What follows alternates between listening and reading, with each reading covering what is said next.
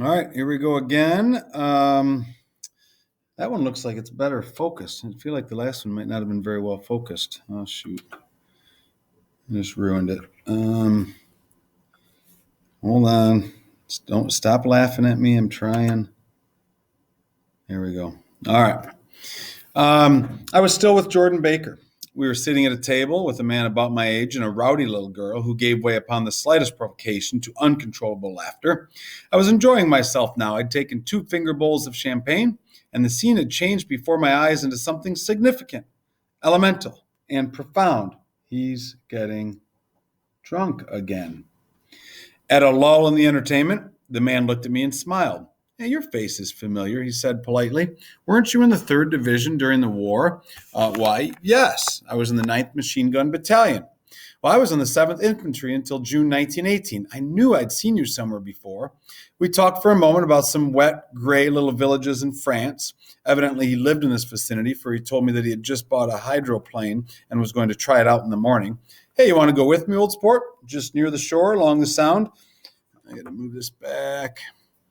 What time? Any time that suits you best. It was on the tip of my tongue to ask his name when Jordan looked around and smiled. Having a gay time now, she inquired. Oh, much better. I turned again to my new acquaintance. This is an unusual party for me, I said. I haven't even seen the host. I live over there. I waved my hand at the invisible hedge in the distance, and this man, Gatsby, sent over his chauffeur with an invitation. For a moment, he looked at me as if he failed to understand.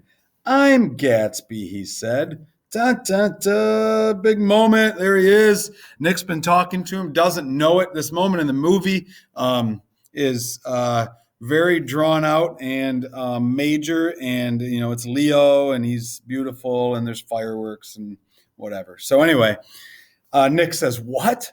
Oh, I beg your pardon. Well, I thought you knew, old sport. Start looking for that, old sport. I'm afraid I'm not a very good host. He smiled understandingly, much more than understandingly. We talk about Gatsby's smile coming up, and I feel like maybe we did before. It was here's the sentence. It was one of those rare smiles with the quality of eternal reassurance in it that you may come across 4 or 5 times in life. It should be a race to the freaking Gatsby board to see who can put that sentence back up there first.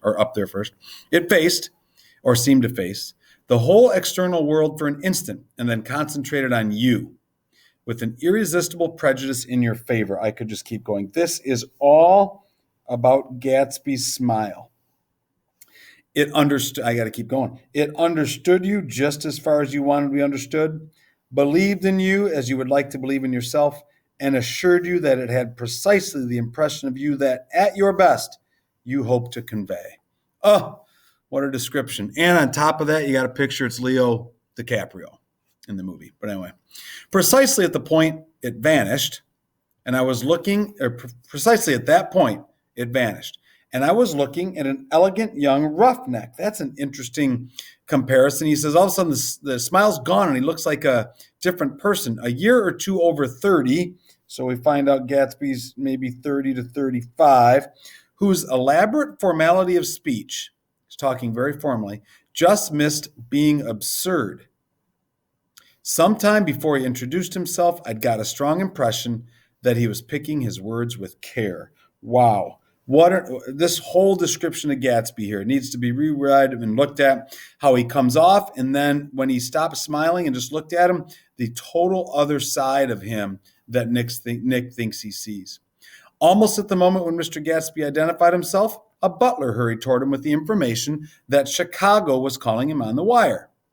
He excused himself with a small bow that included each of us in turn. If you want anything, just ask for it, old sport. He urged me. Excuse me, I will rejoin you later.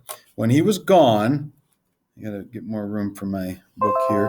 When he was gone, I turned immediately to Jordan, constrained to assure her of my surprise. I had expected that Mr. Gatsby would be a florid and corpulent person in his middle 30s. Need to look up those words, this one for sure. Who is he? I demanded. Do you know? He's just a man named Gatsby. Where is he from, I mean? What does he do? Oh, now you're started on the subject, she answered with a wan smile. Well, he told me once he was an Oxford man, that he went